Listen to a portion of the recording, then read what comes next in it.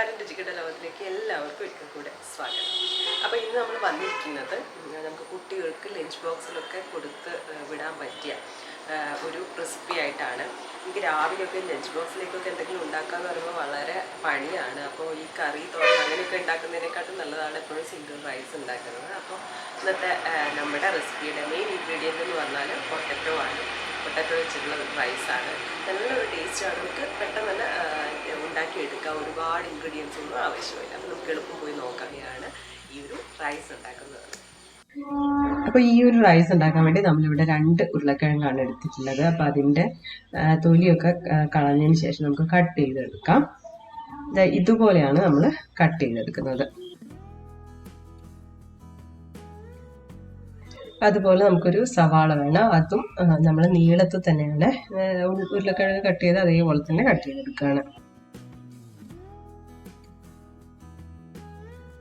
അപ്പോൾ ഇതിനു വേണ്ടി നമ്മളൊരു പാൻ വെച്ചു. അതിലേക്ക് ഓയിൽ ഒഴിച്ചു കൊടുക്കുകയാണ്. ഏത് ഓയിലായാലും കുഴപ്പമില്ല കേട്ടോ.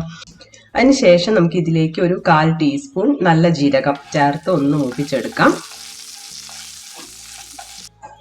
ഇനി നമ്മൾ ഇതിലേക്ക് നമ്മൾ അരിഞ്ഞു വെച്ച ഉരുളക്കിഴങ്ങ് ഉണ്ടല്ലോ, ഉരുളക്കിഴങ്ങ് ഇട്ട് കൊടുക്കാം.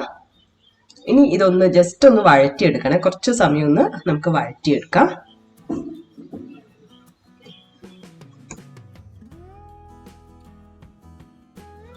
അതിനുശേഷം നമ്മൾ അരിഞ്ഞു വെച്ച സവാള കൂടെ ഇതിലേക്ക് ചേർത്ത് കൊടുക്കാം. ഇനി ആവശ്യത്തിന് ഉപ്പ് ചേർക്കാം. അതിൻ്റെ കൂടെ ഒരു 1/4 ടീസ്പൂൺ മഞ്ഞൾപ്പൊടി ചേർത്ത് ഒന്ന് വഴറ്റി കൊടുക്കുകയാണ്.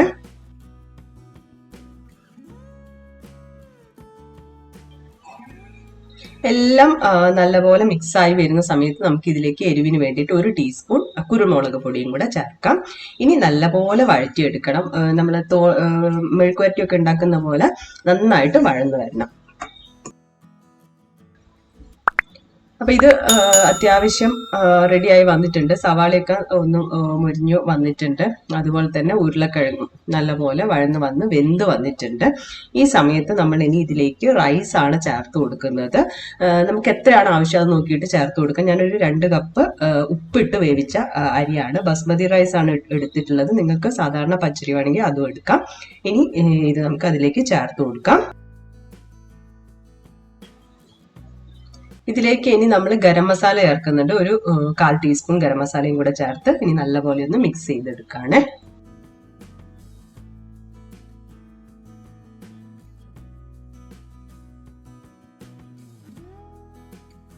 കുറച്ച് മല്ലിയിലയും കൂടെ ഇട്ട് കൊടുക്കാം.